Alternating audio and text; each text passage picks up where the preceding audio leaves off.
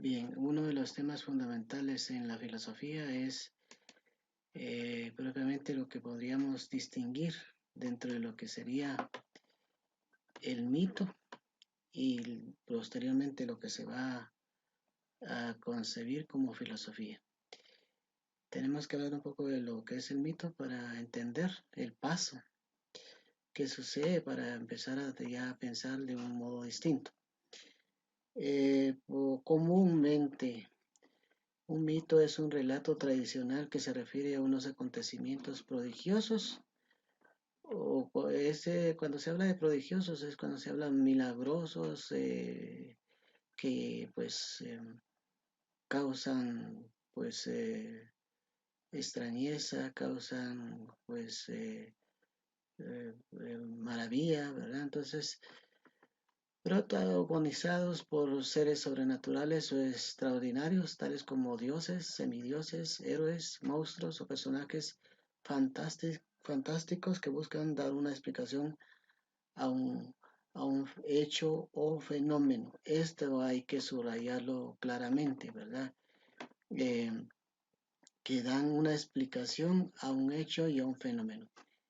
Entonces ellos empiezan a preocuparse, o sea, los mitos, ¿verdad? Como que las personas inicialmente se empiezan a preocupar de dar una explicación y el ser humano realmente busca siempre una explicación, como habíamos dicho, creo yo, con la clase anterior, que siempre el ser humano busca una explicación de su mundo, del mundo que le rodea, de la realidad que vive y de las cosas de alguna manera. Entonces, eso pues va a estar presente en el ser humano. Pero inicialmente, ¿verdad? Cuando no se tenía eh, pues explicaciones científicas, pues se trataba de usar el mito.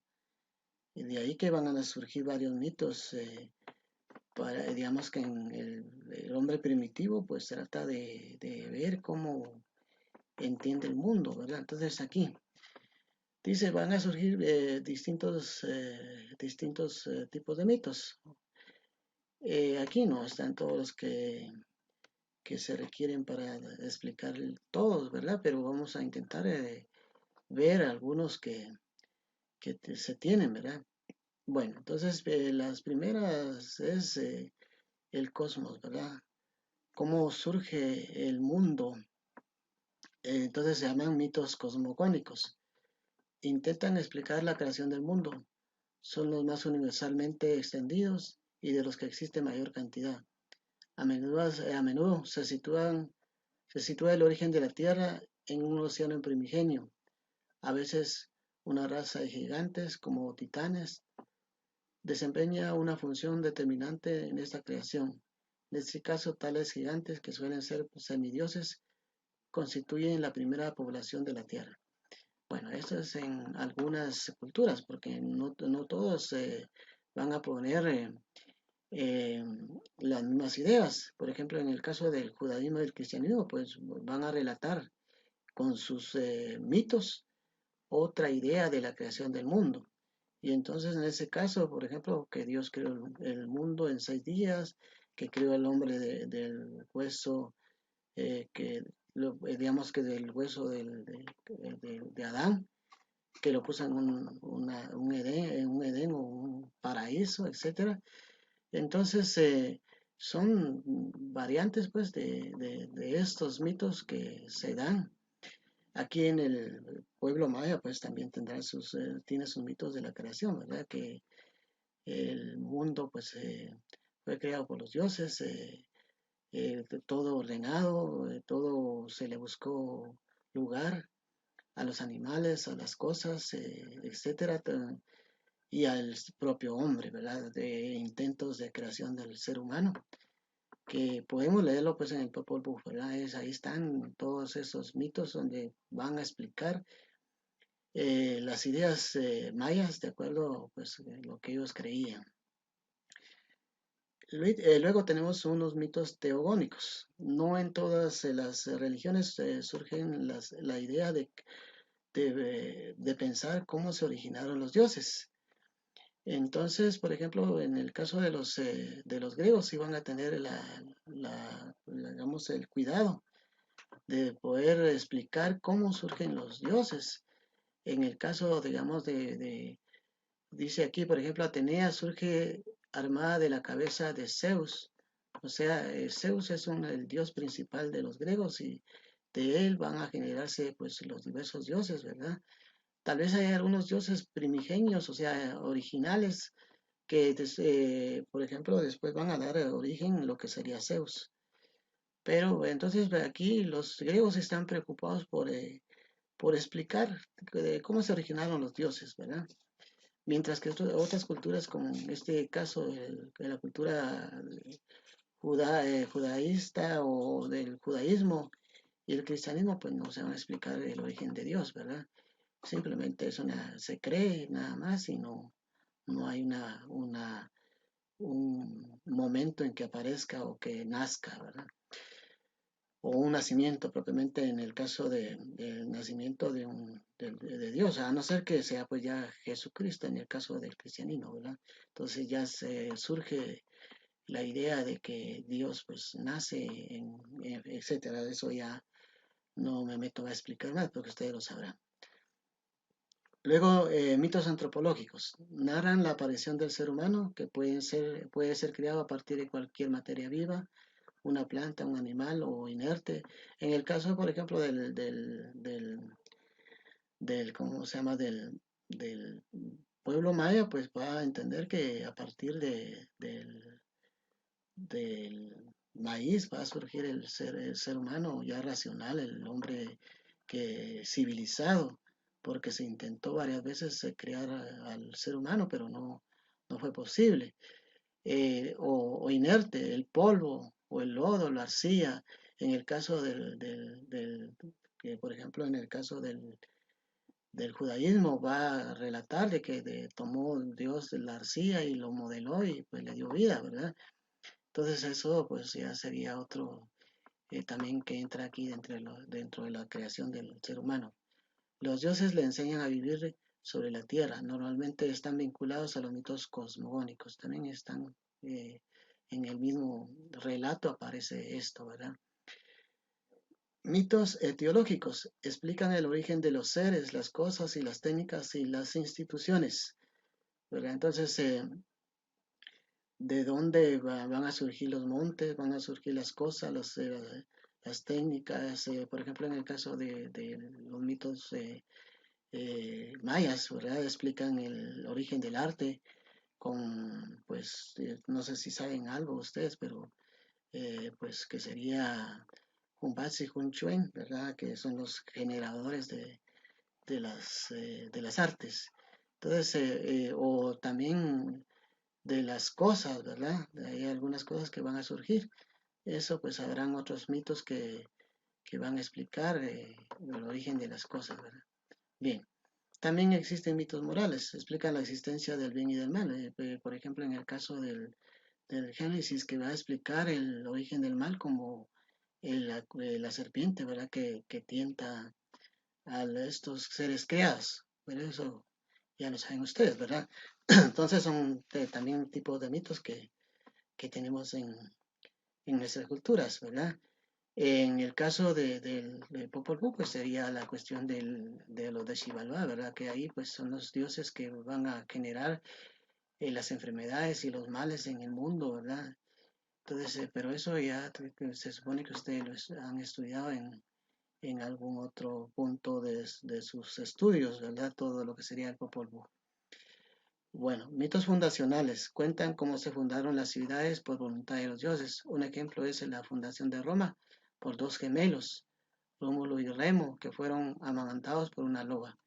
Yo creo que eso pues también lo saben, pues si no lo saben pues sería bonito digamos, dedicarse a estudiar un poquito estas ideas de cómo algunos personajes van creando las ciudades y que de un modo misterioso, de un modo maravilloso, imaginativo, pues se van creando las ciudades. Mitos escatológicos anuncian el futuro, el fin del mundo. sigue teniendo amplia audiencia. Estos mitos comprenden las dos clases principales según el elemento que provoque la destrucción del mundo, el agua o el fuego. A menudo están vinculados a la astrología. La inminencia del fin se anuncia por una mayor frecuencia de eclipses, terremotos y toda clase de catástrofes naturales que aterrorizan a los humanos. El clásico ejemplo es el Apocalipsis. Bien, entonces vemos, ¿verdad? Por medio de imágenes, pues se presenta la destrucción del ser humano, ¿verdad? Siempre en todas las culturas se tiene la idea de que pues hay en un determinado momento se va a llegar al fin, pues. Pero si queremos leer pues sobre todos estos mitos, tendríamos que ver todas las culturas egipcias, griegas, mayas, porque incluso en la cuestión maya pues también, ¿verdad? Hay ciclos de exterminio del ser humano, ¿verdad? Pero eso ya tendrá que ustedes dedicarse pues a ver todo ese conocimiento. Bien, entonces los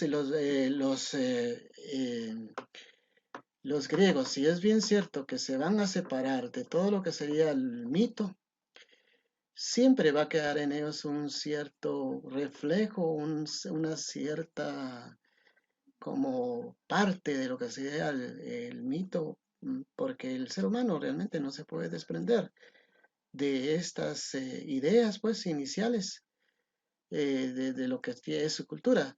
Pero, sin embargo, sí ellos van a revolucionar. Ya ellos no van a tomar en cuenta el mito totalmente, ¿verdad? Vuelvo a repetir, no, no se desprenden realmente, digamos, definitivamente del mito, sino que aún queda un rezago, una parte del mito dentro de lo que van a pensar, pero ya no va a ser el mito el que va a ser el fundamento de lo que ellos piensan, ¿verdad? Con lo que piensan, van a utilizar de cierta manera la razón, que eso va a ser una cosa fundamental en el conocimiento griego, ¿verdad? Pero eso vamos a hablar mucho más adelante de la razón. Y entonces al inicio va a surgir para los primeros pensadores una cuestión fundamental. Y lo que va a surgir es que ellos buscan un principio, algo que origine todo, que se vea que todo sale de ahí. Entonces a ese principio le van a llamar Arge. Y que Argese, pues no es que se entienda como que fuera la totalidad, pero van a buscar que ese principio abarque todo, ¿verdad? Entonces ellos no están buscando el origen de una sola cosa, sino de todas las cosas en su totalidad. A eso le van a llamar ellos el arjé. Bien, este principio tiene varias características con el cual nosotros podemos irlo comprendiendo a partir de que vayamos estudiando los filósofos. Entonces, pero dicen ellos, dice, este principio tiene esta característica, es origen de las cosas. ¿De dónde proceden o se generan las cosas? Pues es de este arjé, de este principio. ¿Es el final o término? O términos, ¿verdad? Las cosas se acaban, se terminan.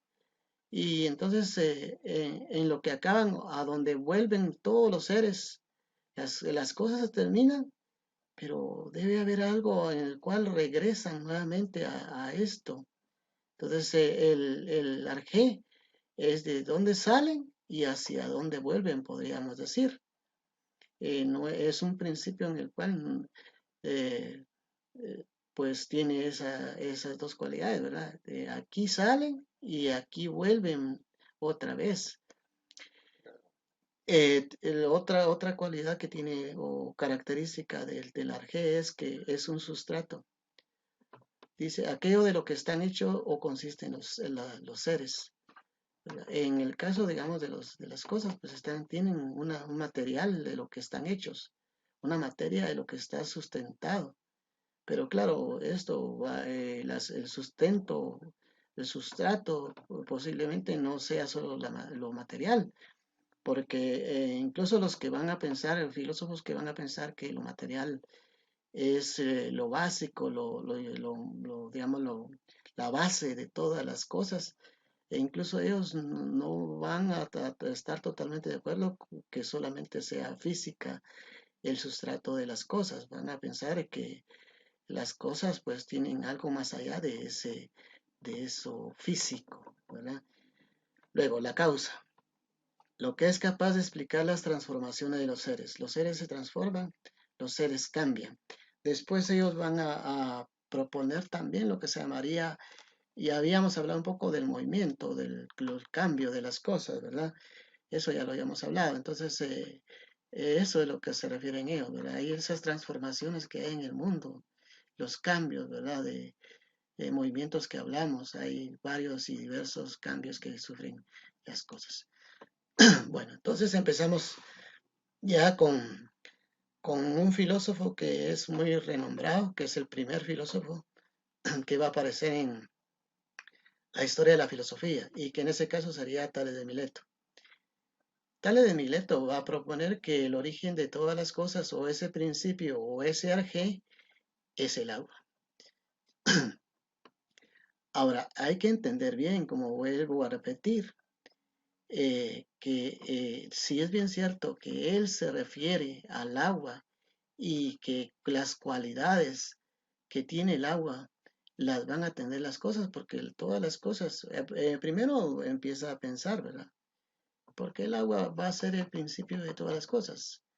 Primero hay que entender que él vive pues en un puerto, vive cerca del mar y por otra parte ha tenido mucho contacto con lo que sería la naturaleza. Y entonces él va a observar, ¿verdad? Aquí ya entra lo que sería la observación, digamos, una parte de lo que sería el método científico, porque el método científico no puede, digamos, pensar las cosas sin observarlas, porque no puedo decir yo, bueno, existe eh, pues el extraterrestre XY90. Y ese que después la ciencia tiene que decirme, bueno, muéstreme pues ese que me está nombrando, o sea, eso que me está diciendo, demuéstremelo, ¿dónde está? Quiero hablar con él, quiero saber, porque si estoy hablando de eso, pues debo mostrarlo, debo ver que sí se puede ver. De ahí que también la idea de después, posteriormente de los filósofos, va a ser la búsqueda de la verdad. Y la palabra verdad viene de verdad, ¿verdad? Verdad. Ver lo real, que se observe, que se vea, que se visualice, que se ponga, se muestre. Entonces, y la ciencia va a surgir así también con esa idea, ¿verdad?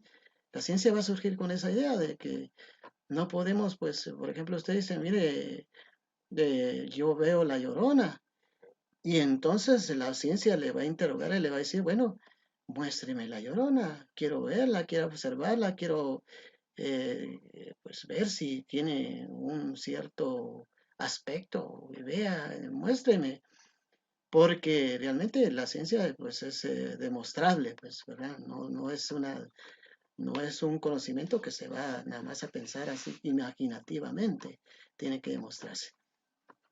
Entonces, esta es la cuestión que van a tomar en cuenta ellos, ¿verdad? Los primeros filósofos. Bueno, dice, bueno, si es el agua, bueno, ahora, ¿qué razones va a dar Tales de Mileto para decir que esto es el agua? Bueno, dice, observemos las semillas, dice él, y eso tienen un poquito de agua.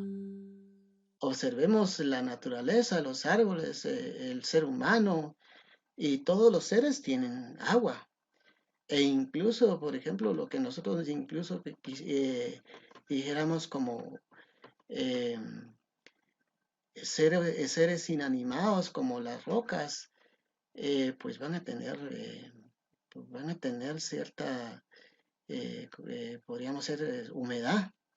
Entonces va a concluir él, pues, si todos los seres tienen agua y en todos los seres eso es común, pues necesariamente podemos decir que el agua es el origen de todo, ¿verdad? Entonces ya aquí no solamente es una cuestión así de decir, sino que ya es una cuestión que se puede observar, se puede decir. Entonces eso sería una parte de lo que él dice, ¿verdad? Un razonamiento, un pensamiento de él, ¿verdad? Ahora, él se da cuenta de que por ejemplo, el agua tiene cualidades, pues. Una de las cuestiones fundamentales es que el agua, pues puede tener, digamos, por ejemplo, pues cuando está así en quietud, cuando no está corriendo, pues propiamente no es tan peligrosa. Pero cuando ya se puede desbordar, cuando ya corre y pues puede causar también destrucción. Entonces nos damos cuenta que esto del agua pues posee energía, es una energía y, y él va a calificar que esa energía que posee el agua pues no se puede explicar, no se puede entender. Físicamente la vemos ahí, pues físicamente es esta, pero eso que está detrás de esta agua, que es una energía que, que genera las cosas, que propiamente hace el cambio en las cosas, que, pues hacia ella vuelven nuevamente, porque todas las cosas se consumen, se destruyen, pero vuelven nuevamente a ella. Entonces él va a considerar que esto es algo como divino, como algo, todo. Entonces él dice, hay cierta energía y a esa energía le va a llamar dioses.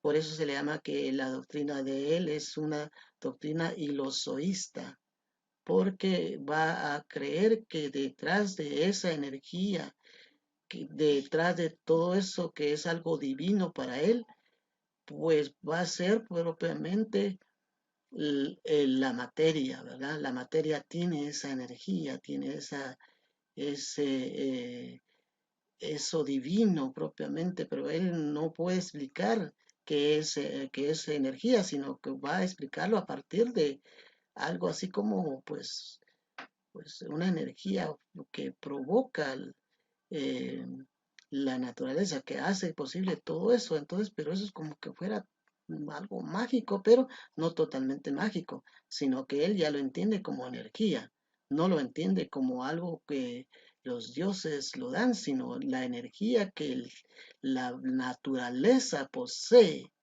que esa naturaleza tiene, que esa naturaleza desde donde se genera, de donde viene y hacia donde vuelve nuevamente. Entonces por eso se le llama la doctrina del ilozoísmo a él. Y también se le puede considerar como un panteísmo, creer que la materia es como divina, ¿verdad? También se le puede considerar como un animismo, porque considerar que todo tiene vida. Él habló de eso precisamente, dijo, todo tiene vida, todo tiene, pero cuando el griego habla de vida, no está hablando realmente de lo que sería el alma. El alma va a ser un concepto cristiano.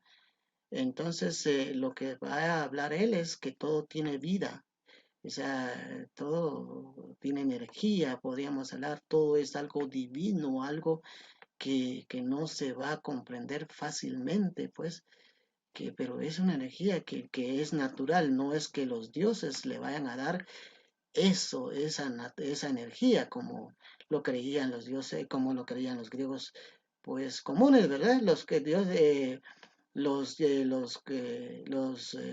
griegos comunes creían que todo lo que se generaba en el mundo era por voluntad de los dioses, ¿verdad?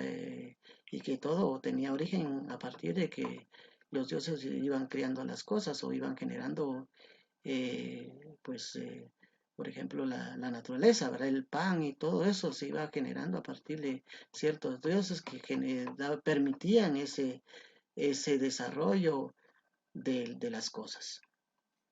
Espero que pues esto es mucho más amplio, espero que les haya quedado un poco claro las ideas de Tales de Mileto.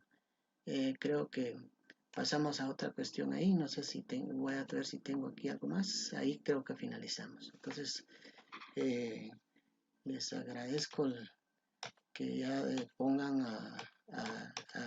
a estudiar un poco lo que hemos pues hecho a este momento. Ahorita vamos a ver si pudimos grabar bien porque creo que no quiere la computadora. Vamos a ver qué sucede, ¿verdad? Vamos a ver qué pasa. Bien, vamos entonces a detener nuestra narración.